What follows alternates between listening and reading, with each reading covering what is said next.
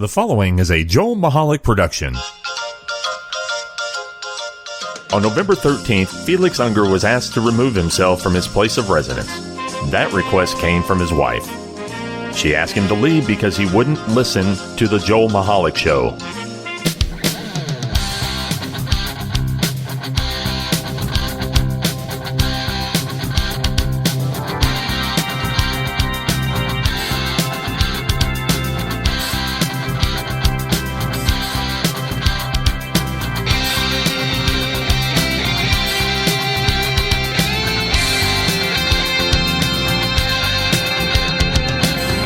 Greetings, everybody, and welcome to another entertaining episode of the Joel Michalec Show, featuring the Lovely Sharen. I am Joel Michalec, sitting across the amazing Lovely Sharen. The amazing? How did I get that title? Well, you're always amazing, but you're getting that title as an extra title this week on the show. Oh, I wonder why. I will tell you why shortly, but welcome to the program. First, we'll get the business of the show out of the way. The website is www.jmtalk.net. That is our address on the World Wide Web, so you can reach us there 24/7. The stream is there. Subscribe to the podcast, read the news page, also Facebook at JM Talk, as well as Instagram and Twitter at JM Talk Radio. So that... You see, I did that too. I wasn't even looking at the mic or anything. I was rubbing my eyes. I was amazed. It is amazing. I truly was. I was sitting here thinking, oh my God, he doesn't even have to look at anything. As old as I am. He just knows it. I know. As old as I am. And he is old. Let me tell y'all now. So welcome to the broadcast. So this is why the Lovely Sharen is also the amazing Sharen. I feel like I'm introducing a magician right there. The amazing Sharen. The amazing, I know. But because you are a magician. Well, you are. Yeah. So look at this. So apparently on Monday I turned 50. Well, this coming Monday. Apparently. Yeah, this coming Monday. According to health statistics and records and things like that. I was going to say in your birth certificate. So this past Thursday night, about 20 after 8, my sister walks through the door with one of my nieces. They're from New England. And so I was like, okay, this is interesting. And exciting and awesome and great. Awesome. Awesome. And so I come home from work on Friday, and our daughter from Chicago is here. Yes. Supplies. Right. And then, of course, I find out we went out to dinner Friday night with this whole new gang of people we had here. And I find out that my other niece is here, which is funny because I actually thought I saw pictures of her dog at our friend's house, at her father's house, actually. And I thought that Duke had come down by himself. I don't know what I was thinking. How could he do that? Could he drive? Because on dinner on Friday night, I said, why is Duke here? And they're like, because Heather's here. I'm like, oh, okay. I didn't know.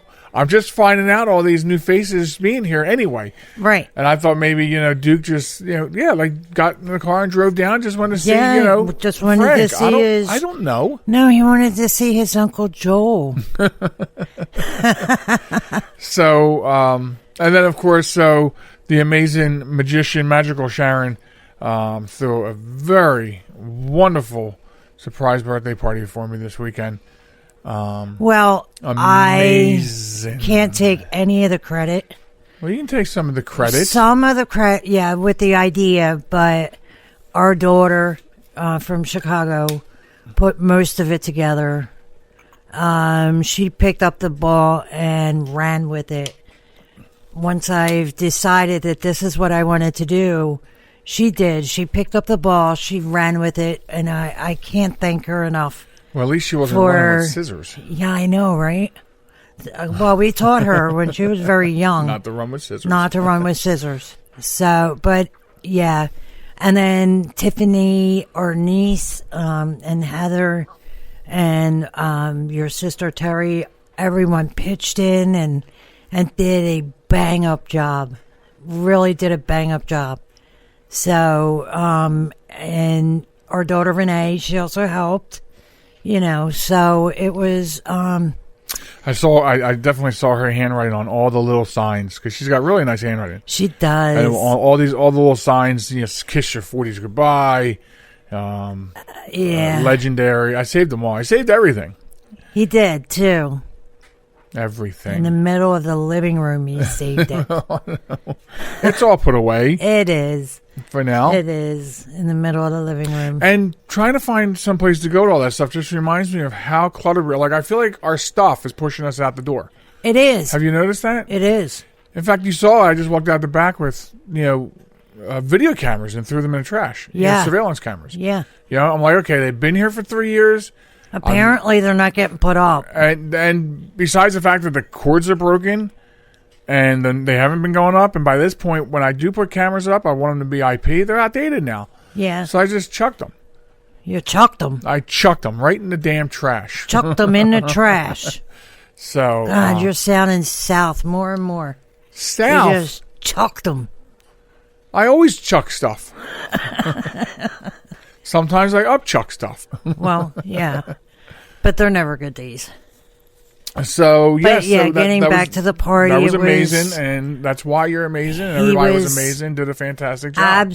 He was absolutely speechless. I was overwhelmed. He overjoyed. Started crying when he had to do it. Everyone insisted he give a speech. I was forced to do a speech. Yeah, I got a little choked up there. Well, and that's wonderful. That I'm saying that's wonderful. Because it shows, that you're wonderful. Sorry, folks. I just banged my microphone against the table. Shows that you're wonderful. And you deserve it. You deserve every bit of that planning. Knowing that sometimes I am a thorn in your side. Never. Never the thorn in my side. Never. What do I keep telling you? We've been together 20 half of my life. Years. Half of my life. Half Isn't of that your life. Crazy awesome that though? Is crazy. But it doesn't feel like that many years. It really doesn't. Nope. Because we have so much fun and together. We could have more fun though. We could. After we get all this stuff uncluttered. Right. When we can start moving around our house. Right. So, no, you're amazing. It was absolutely perfect. And that's why you're amazing. That's why you get the crown of amazing on the show. We'll give out all kinds of crowns. We'll give out a Wombat crown later on, a hero crown. And you get the amazing crown right now. Wow. How about that? How about that? So, but okay. I'm sure we have other things to discuss than my amazingness. We do, but your amazingness is important. So, yes, actually, one of the things I wanted to tell you was that the Discovery Channel has this show, and it's not a show that we used to leave before. I had the name of it. See, I read this whole story like twice today. But the Discovery Channel has this show, and they are doing a story from 2003 in Dover, Delaware, right here in Delaware. And apparently it was the murder of a 16-year-old in a motel in Dover. And they're doing a story on it, and they reached out to see if the detectives who are now retired would talk about it and everything. And the interview process and things like that has started, so it's set to air on the show this fall. I'm hoping that the name of the show flies off the page at me while I'm going through the thing. But so it was about the 16-year-old who was murdered, and not only that, but this is what really I found interesting in reading the story because I didn't know anything about this crime. He dumped her from a small charter plane over Cape May, New Jersey. And I thought to myself, what is up with people in Delaware killing people and dumping them off the New Jersey, the South Jersey Cape Coast? Because you had Tom Capano, who killed Mary Ann Fahey and dumped her body off of Stone Harbor in a cooler. Right. I mean, it's like, is Cape May like the criminal dumping ground for the state of Delaware? Wow. I don't know. But that's crazy. As I read about it. So I've never heard of the show. Still haven't seen it. I'm sorry. But I want to find out because I wouldn't mind seeing that for there goes the alarm system, for the historical knowledge And of course, I don't want to say the crime is cool, but you and I used to always watch these crime shows. I know. Yeah. What's the one we watched? Had 2 seasons that we really enjoyed. About Stephen.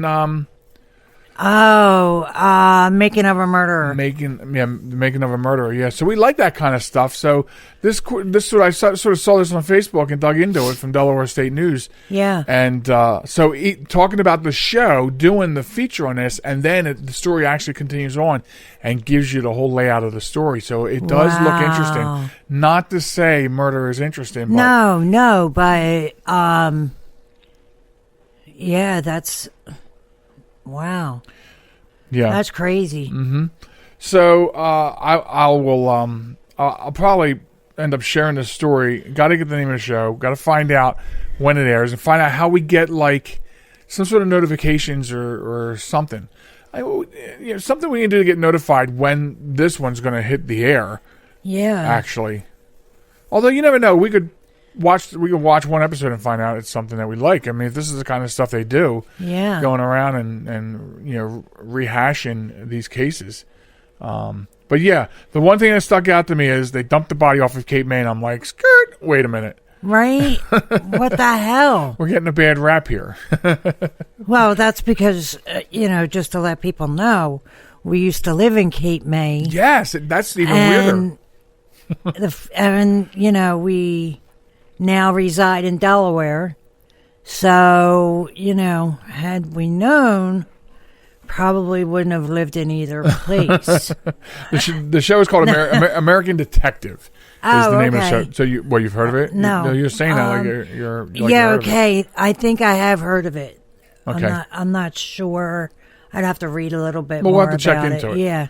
Check into it anyway. Right. But I found that to be rather interesting. Because with 2,000 plus some odd channels on the cable band, it's hard to find stuff that is interesting to watch, and we don't entertain commercial television that much as it is. Right, yeah. We should. Why? Because look at the shows that we're missing that are interesting. But we don't like commercials. No, we don't. That's the whole worst. We really can't stand commercials. No, can't. And that's why I get upset like with YouTube.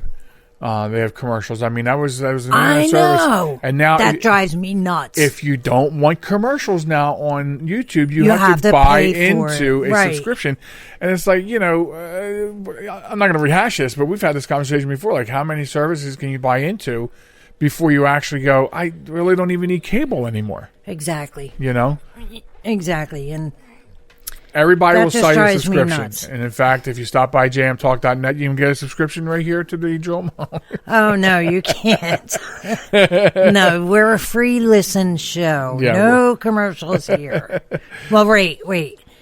No paid commercials here. No wacky commercials here. Right. No hindering commercials here.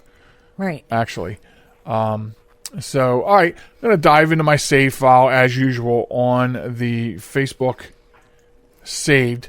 I also want to check the time. Okay. So, this, I don't know if you saw this week, but a 4-year-old died from the flu last week. From the Kung flu? No, it was not the Kung flu. It was a regular flu.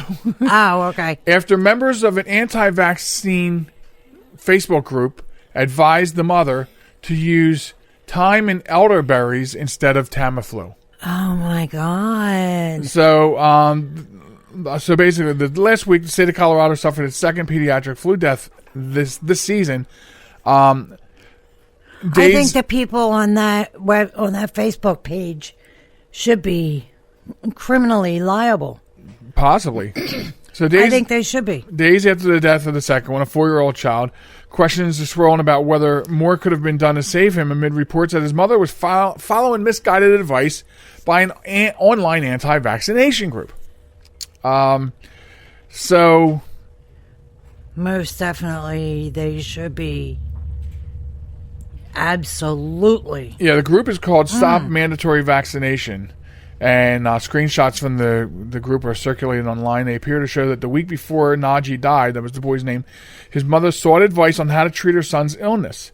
Members of the group advised giving the boy vitamins, botanicals, and fruits and vegetables rather than the Tamiflu that the doctor had prescribed. A doctor usually prescribes things. Now, look, I can fight with the best of them about how doctors are prescribing things just to get the perks from the drug reps. I mean, I'll fight with you because I agree with that. Right. But if a doctor says, give this child this medication that will help him get better. Right. They're not in business to give a patient medication to hurt them. Right. And we're talking about a 4-year-old, and everybody knows that the flu seriously adversely affects children, senior citizens, and even adults with medical complications. And a mother, wait a minute, and I'm also thinking the mother should also get neglect charges. And you're probably right. She probably should. Because the doctor specifically said, your child is very sick. Give him this medication. And she didn't. Right. I'm sorry. Look, I'm very sympathetic when it comes to a child's death. It's horrible. It's absolutely horrible. But, you know, not all child's death can be prevented. I get that, you know. Right, and I'm not so hard-hearted to say the mother should go to jail. No, I'm not saying that. No, because really, she should be in more grief than jail would ever do, just because of what she did to this child. Yes, absolutely. That's worse than any jail that you could put someone in. One of the posts told the mother, you just have to nourish the body, which hospitals do not do. All hospitals do is poison the body. You know, it's okay to seek advice and do things, and there's also a lot of evidence of how natural things and botanicals or vitamins and things that do work naturally. But when you're talking about the flu, you're talking about a 4-year-old's body being invaded by something that 4-year-old body probably cannot handle on its own. Right, hence the medication the doctor is giving you. Right, and if you're taking advice from an anti-vax group, then you probably haven't vaccinated the child against the flu or anything else. Exactly. You know? Good point. Good point. And not that the story mentions that, and the story doesn't mention anything about whether there'll be any charges brought or anything like that. It just basically focuses on the story that she took this advice and now the child is dead because, from symptoms of the flu. So, and this group has 178,000 members. Wow. I'm sure, I mean, that's not... what's the group's name? I'm going to go on and bash them. No, we don't do that. No, I don't do that, but I want to. We sort of are here by saying that you gave bad advice and you did cost the life of this child. I mean, as far as we're concerned, that from should looking be at the on story, every single one of their heads. Yeah. Every single one. So... And they're responsible for that child's death. I'm sorry. That's horrible. Horrible advice. She says here in a statement, I'm hurting so bad right now, and so is his dad and brothers. She says to the news, our whole family is hurting, and it feels like we failed him because we did what we had to do. No, you didn't. What the hell does that mean? No, you didn't. You didn't do what you had to do. Because if you did what you had to do, then you would have given him the medication the doctor prescribed. Right. So, now what? And the family also did not want to comment to the news as the weather Najee was given a flu shot. So... I don't want to comment because I didn't do it, so I don't want any backlash. Which is exactly what you would get because... Right. And there's another one of those, I want to say, I don't know if I want to call it a subculture or counterculture. These people that are against vaccination. That doesn't even make sense. But there is like I said, I don't know what the correct term is, sub or counter. But there is a culture that believes that you shouldn't vaccinate your kids. Okay, or vaccinate, period. Right. So, thankfully, when our children were younger, this was never an issue. Right. I never dreamt of never vaccinating our children. Absolutely. Never dreamt it. Absolutely. All right. Well, I guess we shall. Well, I don't know if we'll see or not, but Get your kids vaccinated and follow a doctor's advice. Exactly. Simple as that. Exactly. Meanwhile, we're going to go wet our whistles, take a quick break. Not of the commercials you don't like. we'll be back in like 90 or so seconds. Don't go anywhere. Coming right back after this. This is New York's Super Oldie Station, 920 WON, The Apple, Brooklyn, New York. The following conversation is real. It took place on Tuesday, June 8th of 2004 between a Blonde Star advisor and a subscriber. Blonde Star emergency. This is Steve. Is there an emergency in your vehicle? Oh my god. I've locked myself in my car and the keys are on the outside. Ma'am, oh my god. Ma'am, I need you to calm down. Okay, it's just that the windows are rolled up and I'm starting to sweat. My keys are on the outside. Now, your keys are on the outside of the vehicle? Yes, oh my god. Now, does your car have automatic locks or... Yes. Okay, here's what I need you to do. Take hold of the inside of your door handle there. Are you doing this? The shiny thing. Grab the shiny thing. Okay, I've got it. Okay, now give that a tug. Okay. Did it open? Yes, oh my god, thank you. Okay, now what is that noise? Oh, that's my door alarm. Yeah, but that only happens if the keys are in the ignition, hun. Oh my god. You know what? Your keys are actually in your ignition. Yes. Okay. Oh my god, thank you so much, Blonde Star. That's why we're here. Do you need anything else? Blonde Star. No, that's Always it. on, because you're always blonde.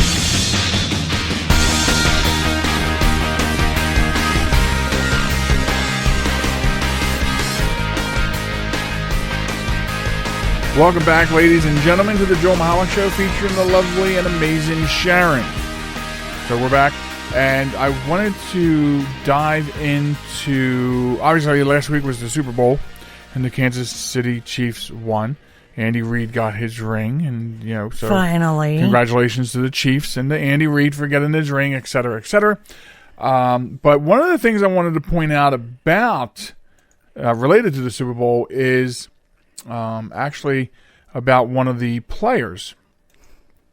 And, a lot of people, they win something big like the Super Bowl, and they're going to go to Disney World, and they're going to do this, they're going to do all these things. Yeah, exactly. However, the defensive lineman for the Kansas City Chiefs, Derek Nottie, had something else in mind.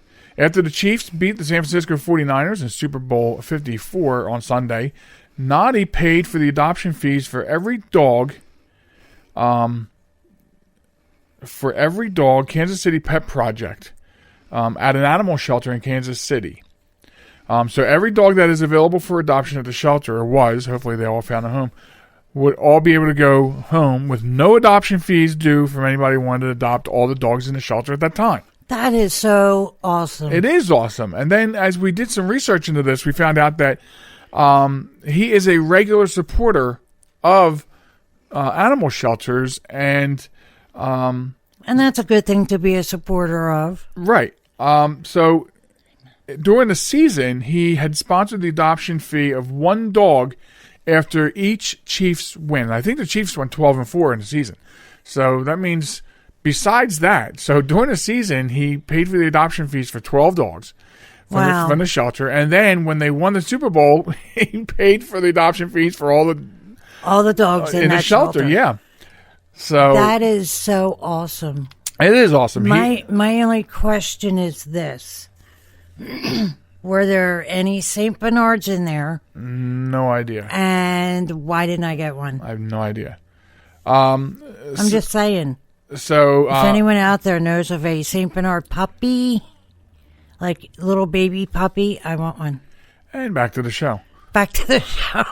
So no, it's a great thing that he partners up with that. You don't hear enough of the good things about what a lot of the football players do. A lot of the football players team up with some sort of charity, and they're always buried in other news, and you never really get to see what's going on. Right. That's a shame, because if they're helping a charity, it should be recognized. Recognized, right. And, things like this might be in their local paper, but it doesn't get enough. It's like our Honor Thy Heroes. Right. It's like these types of people don't get the recognition because they're... he should be one of the Honor Thy Heroes. Should be, but we have so many that not everybody can be. and honor thy hero. But we're still talking about him on the show, so he still honoring gets him, he still gets his honoration. Yes. It just doesn't come with the bragging rights, but he can brag all he wants after doing that. Right. As far as I'm concerned. Absolutely.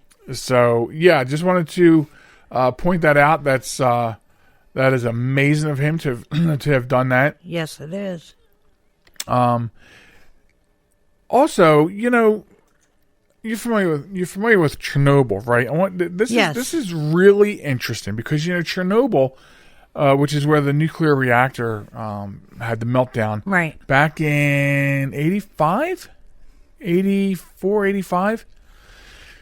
Basically, that ruins the city, right? And it's going to be years before anyone could live there. But here's the thing: they found a black fungus. Okay. This black fungus back in 1991 was found growing up the walls of the reactor. What does that mean? Well, let me get to that.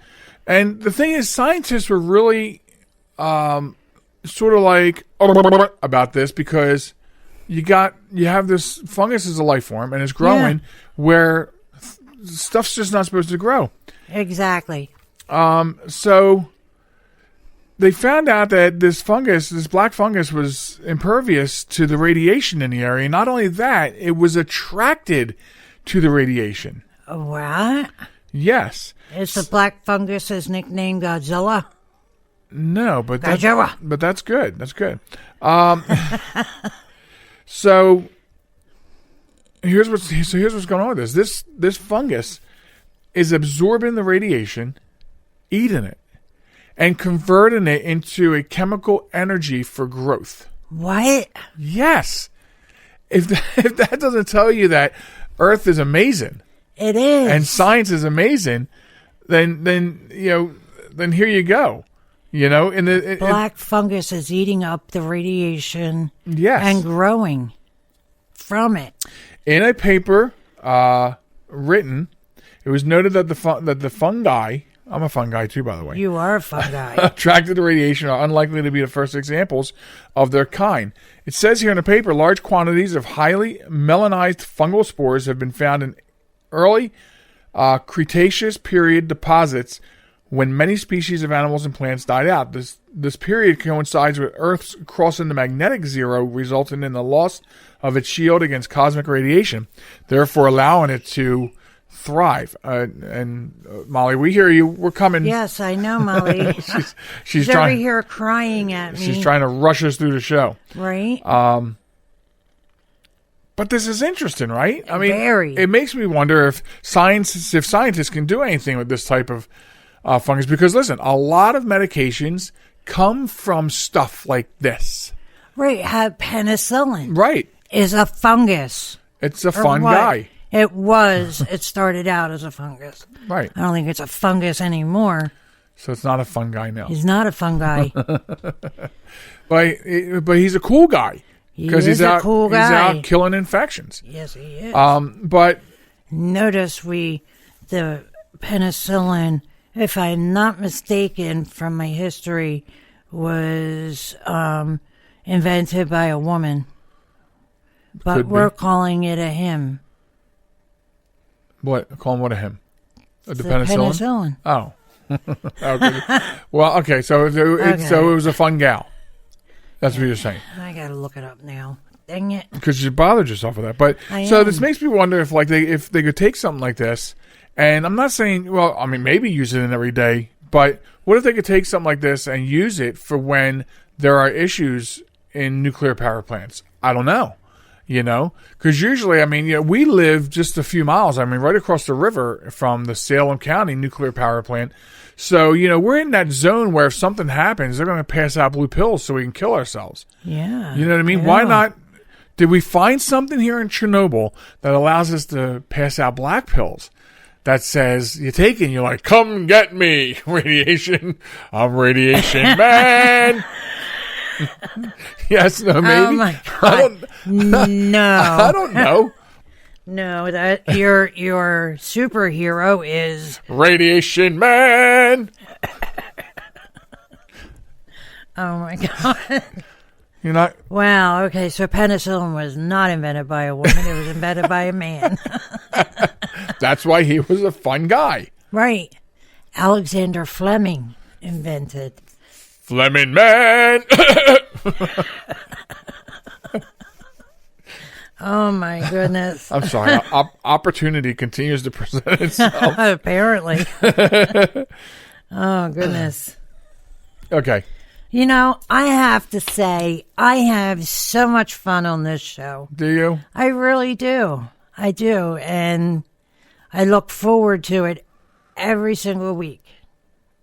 I'm glad to hear that. I really do. And I'm not just blowing smoke up your skirt. How did you know I was wearing a skirt? You're sitting across the table from me. And besides, it's mine. It's a kilt. No, not with purple flowers on it, honey. Psycho.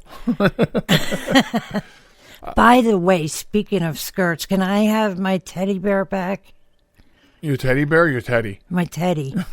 You ruined it. You said teddy bear. Oh, dang it. But still, it has the same effect. I want my teddy back. Okay, so I'm interested to see what could happen with this black fungus. Yeah. Yeah, that's pretty amazing. And does it mean that Chernobyl can be habitated earlier than they thought? I don't know. They only found it on the reactor walls. Yeah. Well, that's where the most intense radiation was, obviously. Right. And actually, quick question. Did we finish the miniseries Chernobyl? Because I have a feeling we missed the last episode. We missed the last episode plus season 2.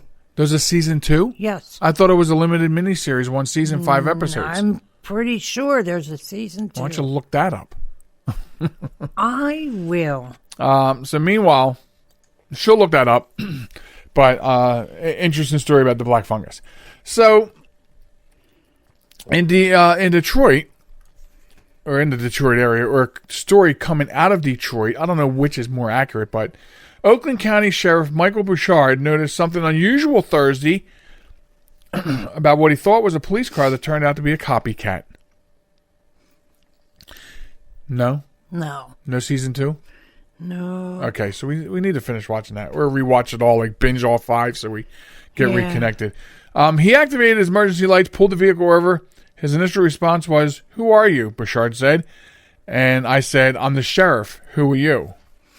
Bouchard says he originally thought the car was a Bloomfield Township police SUV, but when he noticed some irregularities and immediately became suspicious. The driver's door was also sported a decal saying emergency response, which was sort of odd. So he ran the vehicle's plates, and it came back to an individual and a home, and it was his clue that he clearly was not it was not a police car, but that it certainly looked like one. So the driver of this vehicle they pulled over was also in possession of a loaded handgun and a knife, did not hold a concealed pistol permit, and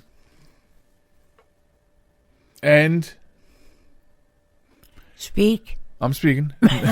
And no one even knows yet, to this point, the guy's in jail now for impersonating. No one knows what his motives are. Wow. Why would you go out and impersonate a police officer?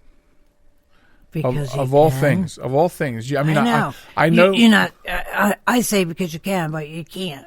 I mean, I know there's the old saying that be anything you want, but geez. Not a police officer if you're not one. Right, and this is not the first time, on this show that we encounter stories like this of people being pulled over by police, people being pulled over who aren't police and end up pulling police over. Right. Which is what happened here. Yeah, that's too funny. So now... Funny as in, haha, not,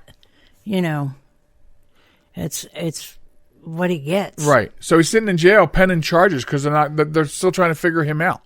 Wow. Which is interesting. I mean, they must have a really good impersonator on their hands if, they're holding him pending charges because they got to figure out what to charge him with. They can only hold him for so long. That's right. Oh, you watch too much police dramas. Well, yeah.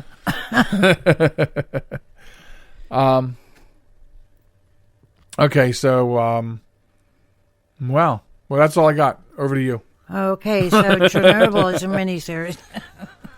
How many episodes does it have? It doesn't say. Although it does, IMDb says Chernobyl Zone of Exclusion Season 2. But it's not. Chernobyl is a 2019 historical drama television miniseries. Right. Produced by HBO. And that's the whole thing. Even though it won a lot or got a lot of nods. Oh, I'm sure. It doesn't look like it's going any further. And the thing is, that's the key right there, miniseries. Yeah. That signifies that it's only a limited run. Right. But I'm thinking there's 5. I'm thinking we watched 4. Yeah. So, okay. Sorry, I couldn't quite hear you. Could you please repeat what you said? Oh, did one of us say sorry? Yeah. And it's plugged in, so it thinks we said Siri. Haha, Siri. Wow. We didn't say Siri. We said sorry. Yeah, no Siri. Watch what happens. Oh, she shut off. She got confused. She said, the hell with you all. I said, nah. We'll have to binge watch it. Yeah. I honestly forget what was in the last episode. And I want to see it from the beginning, and too. I forget why we stopped watching it. Life happened. Yeah, life does happen. So, yep. Okay, so what else is going on? You're getting ready to get out of here? I am. You have things to do? Yep. And I have things to do? I do. I have our dog to take care of. Yeah. Since you wouldn't feed her this morning. No. She's Correction, starving. she would not eat from you.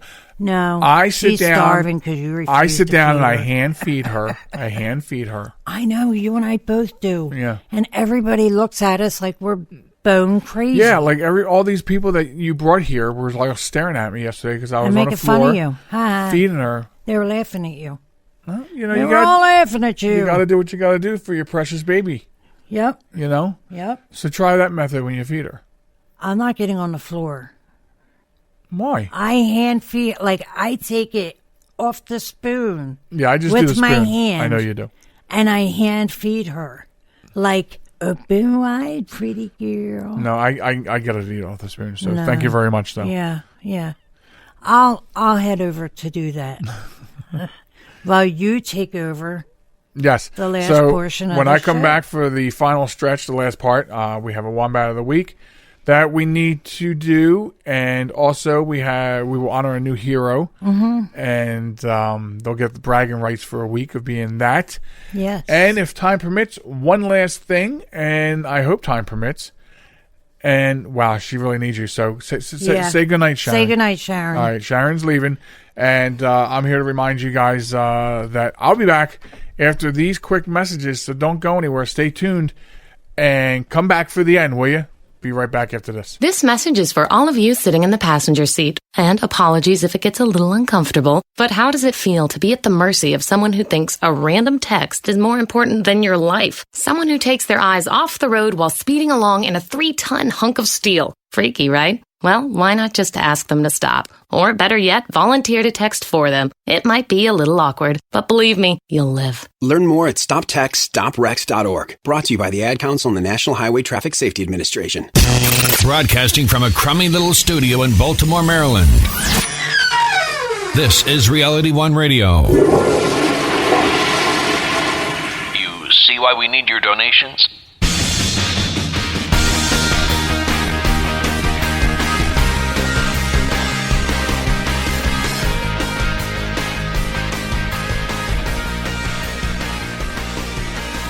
Welcome back to the program, ladies and gentlemen. It is the Joel Michalec Show featuring the Lovely Sharen. Thanks for sticking around and staying here. Welcome to the third leg of the show, the final piece. I have so many names for the end of the show. The Last Ride. Actually, I just thought of the Last Ride. I like it. But anyway, I have all kinds of nicknames for the end part of the show. And sometimes it is bittersweet knowing that the show is ending, at least for me. And I hope so for you too. So thanks for hanging out. Sharon has departed and she is shopping with our youngest. So they're on a shopping spree. I may never see them again. But anyway, I thank you for joining me. And during this segment, we'll knock out a couple of things. We'll do a new Wombat of the Week. We will do a new hero. We'll honor a new hero this week. Fairly local, geographically speaking. And if time permits, one last thing. So there's that. And this is how we do it. Let's take right off here. And I want to tell you, I want to share with you. Because if you're a new listener to the show, first of all, welcome. I hope you enjoyed it, and I hope you share it with other people. But you can get involved. You can get involved in these segments at the end of the show. And how you get involved with Wombat of the Week is very simple. All you need to do is send your news story link of stupid people doing stupid things to the show here. Send it via email at joelmichalecradio@gmail.com. Or you can also send it to us in a message on Facebook at JM Talk or on Twitter at JM Talk Radio. We'll get the link, and then, of course, it goes in line. Sometimes we are backlogged, but that does not mean that your Wombat that you chose to send us will not get its day on the show, because it will. Trust me. So that's how you get involved with Wombat of the Week. That's how you can participate with me. So that's how you do it. And now to proceed with this week's Wombat of the Week. This one, this had Wombat written all over it, okay? And I think most of you will enjoy. So, did anybody else, or was it just me? Did anyone else watch the Super Bowl? I'm just kidding. I know that a lot of people watched it. Well, you know, one of the highlights of the Super Bowl is typically the Super Bowl halftime show. And this year, Shakira and J-Lo were on the halftime show performing. And, you know, I'm not a big fan of J-Lo, and I really didn't think I knew who Shakira was. So I actually planned on going and doing something else during a halftime show, and I didn't. And I'm glad I didn't. I mean, it was a wonderful performance, and, you know, both women looking very good in the clothes that they were almost wearing, you know. So I get it, but, you know, most men and a lot of women loved the show exactly for those reasons. They were very good looking. However, a Christian activist did not like that. He calls it a pornographic halftime show. Okay? So while most of America was left with their jaws on the floor after the halftime show, this guy's shaking his head. Dave Daubenmire. Okay? Dave Daubenmire is his name. He's a Christian activist. And he has his sights set on suing the NFL, suing Pepsi, and suing his cable company, and anyone else he can throw into that basket of mix. And he took to his Christian podcast and a video that we will put, in fact, we've already put the video up on Facebook. So if you have not seen his video, the news story, including his video, is on the Facebook page at JM Talk. And you'll want to see this. He is looking for an attorney that will help him build a class action lawsuit against the NFL, Pepsi Corporation, his cable company, and whoever else that this attorney that he will acquire will help him decide on who else. And he wants to sue them for piping pornography into his house on the night of the Super Bowl. And he wants to sue them for $867 trillion. I want to repeat that because if your jaws are on the floor again, I want to make sure that, yes, you are hearing this number correctly. $867 trillion for piping pornographic material into his house. Now, first of all, when I saw the video the first time, I said to myself, and I knew it was me because I was wearing my own pants, I said to myself, you know, I can't imagine a lawyer out there that will take this case. But then, you know how you have the right and the left always, your subconscious or your inner voice, whatever, they're arguing with each other. The other one says, someone will take it. And it's probably true. There will probably be some lawyer that would be like, oh, sure. And let's move it up to $900 trillion.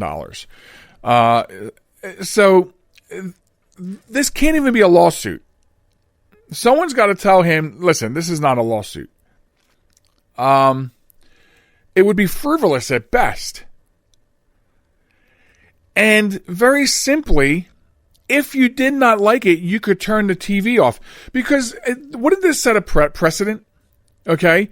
Because all the pay channels and some streaming services making original content all have nudity, all have graphic violence, explicit sex, graphic nudity, graphic language. And if you don't like that, you can change the channel.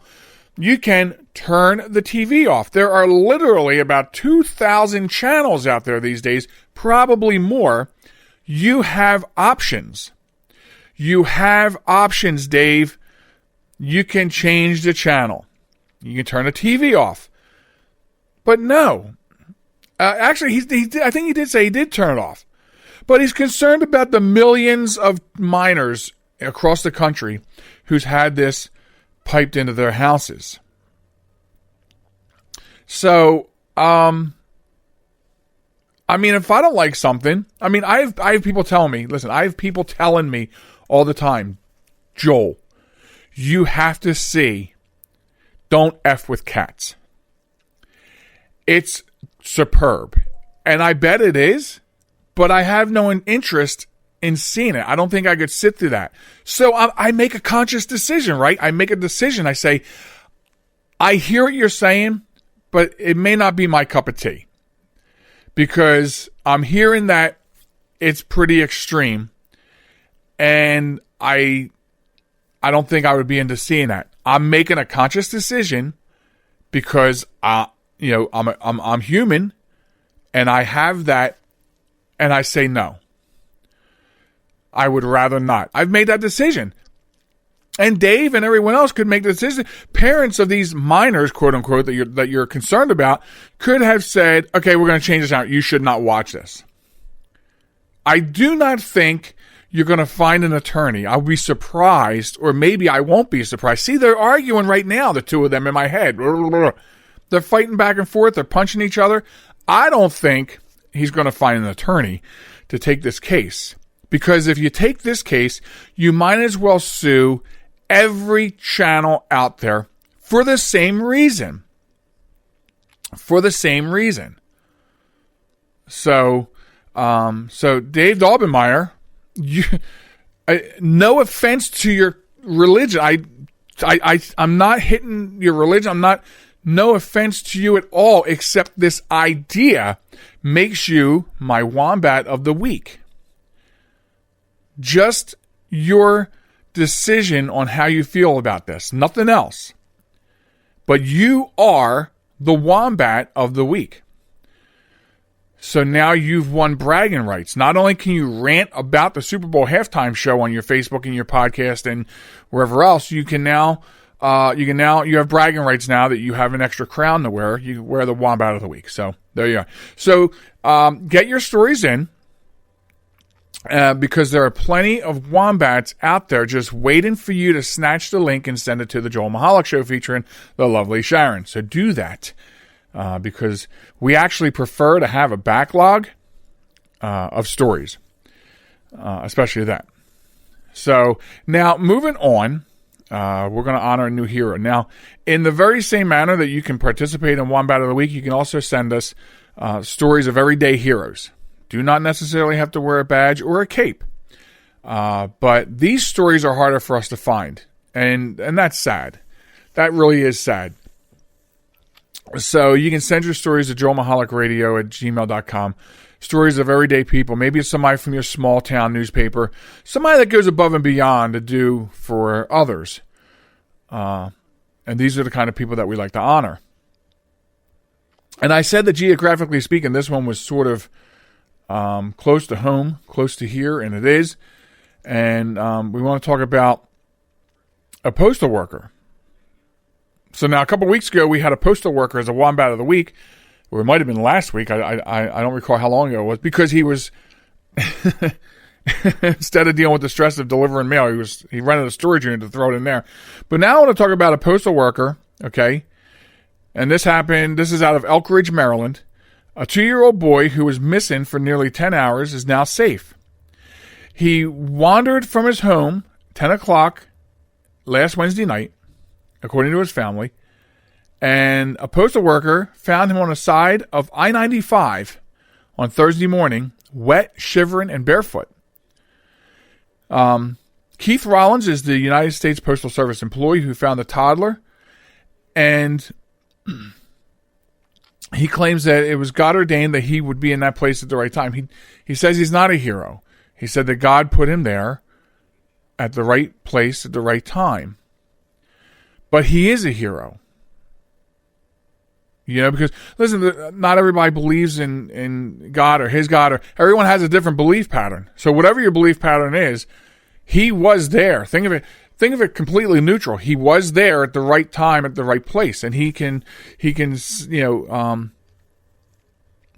that's what did it, but he was there. And he saved this.